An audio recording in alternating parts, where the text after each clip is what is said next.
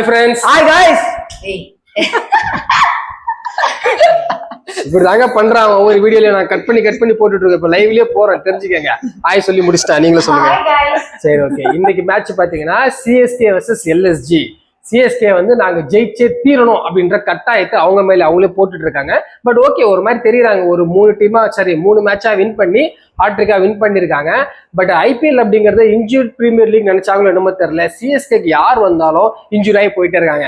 எனக்கு தெரிஞ்ச 2 பேர் சிஎஸ்கே மேட்ச் பார்க்க போனாங்க, அவங்களே இன்ஜூரி ஆகி வீட்டுக்கு வந்துட்டாங்க. ஸோ அந்த அளவுக்கு சிஎஸ்கே அப்படிங்கிறது அந்த அளவுக்கு ஒரு இன்ஜூரியான பிரச்சனையா இருக்கு அப்படின்னு வந்திருக்காங்க. அதை நீங்க பார்த்தே ஆகணும். சிஎஸ்கே இந்த அளவுக்கு வந்திருக்காங்க.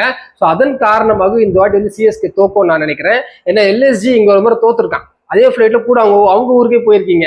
அவங்க ஊர்ல அவன் யாருன்னு காட்டுவான்னு நான் நினைக்கிறேன். சோ வந்து எல்எஸ்ஜி தான் காட்டுவான்னு நினைக்கல. இவங்க ஆசைப்படுறாங்க பேசிக்காக. உங்களுக்கு என்ன ப்ரோ, நாங்க வந்து ஒரு ஸ்டேட்மெண்ட் தரோம். தாங்க 3 மேட்ச் தோக்கவும் முடியும், 3 மேட்ச் ஜெயிக்கவும் முடியும். போன மேட்ச் ஆக்சுவலா எல்எஸ்ஜி கிட்ட நாங்க 6 overs 9 runs அடிச்சிட்டாங்க. அதுக்கப்புறம் ருத்ராஜ் அண்ட் டீம் சேர்ந்து அவங்க செம்மையா இது பண்ணி சேஸ்ல நாங்க 7 years கழிச்சு ருத்ராஜ் கேப்டன்சில 200 ஸ்டேஜ் பண்ணோம்.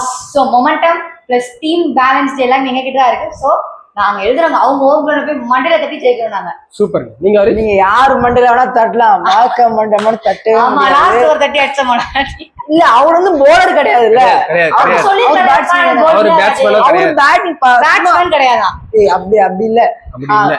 அவங்க ஷபாஸ் அகமது கொடுத்துருக்கலாம், யாருக்கு வேணா கொடுத்துருக்கலாம். ஏன் இவங்க கூட பேச்சு வாங்கன்னு அவங்கள கொடுத்தாங்க தெரியல பங்கு.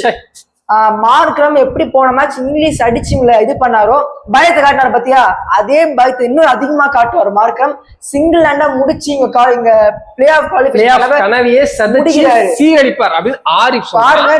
200 தனியா அடிப்பாரு பாருங்க. தனியா அவரே 200னா எல்எஸ்ஜி ஒரு 450 அடிப்பாங்க இந்த மேட்ச்ல அப்படின்னு இவரு சொல்றாரு. லக்கி பால் வந்து ஆரிஃப் எடுப்பாரு. மார்க்ரம் என்ன எடுக்கிறாருன்னு வந்து பாத்துடலாம். Markram பயல்கடா எங்கது CSK. நீங்க என்ன வேணா பேசுங்க, நீங்க யாரா வேணா இருங்க. லக்கி பால் வந்து எனக்கு தெரிஞ்சு மார்க்ரம் அடிச்சு சீக் ஜெயிச்சிருவாங்க போல. சரி, ஓகே. என்னன்றது மேட்ச் முடிஞ்சு நம்மளே பார்த்து தெரிஞ்சுக்கலாம். ஓகே, பாய்.